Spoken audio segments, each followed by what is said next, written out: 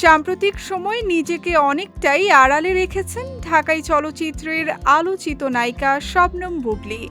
দীর্ঘদিন ধরে তাকে কোনো অনুষ্ঠান, ইভেন্ট কিংবা শোরুম উদ্বোধনে দেখা যাচ্ছে না।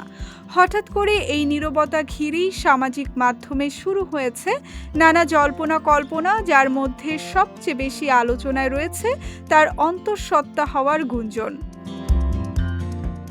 নেটিজেনদের একাংশের ধারণা, বুবলী বর্তমানে যুক্তরাষ্ট্রে অবস্থান করছেন এবং ব্যক্তিগত কারণেই নিজেকে আড়ালে রেখেছেন। যদিও এইসব বিষয়ে এখনও পর্যন্ত কোনো আনুষ্ঠানিক বক্তব্য দেননি তিনি, ফলে তার নীরবতা ভক্তদের কৌতূহল আরও বাড়িয়ে তুলেছে। এমন সময়ই সামাজিক যোগাযোগ মাধ্যমে প্রকাশ পেয়েছে বুবলীর নতুন একটি ফটোশ্যুট।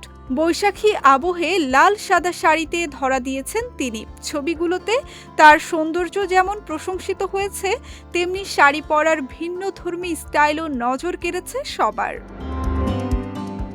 তবে ছবির কমেন্ট বক্সে উঠে এসেছে ভিন্ন চিত্র। অনেকেই সেখানে বেবি বাম্প নিয়ে প্রশ্ন তুলেছেন।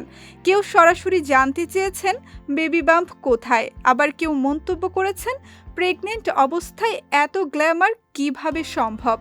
এমন নানা মন্তব্যে সরগরম হয়ে উঠেছে তার পোস্ট।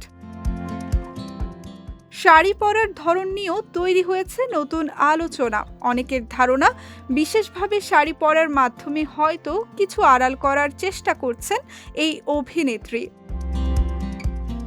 2018 সালের 20 জুলাই শাকিব খানকে বিয়ে করেন বুবলী। 2020 সালের 21 মার্চ যুক্তরাষ্ট্রে জন্ম নেয় তাদের প্রথম সন্তান শেহজাদ খান বীর।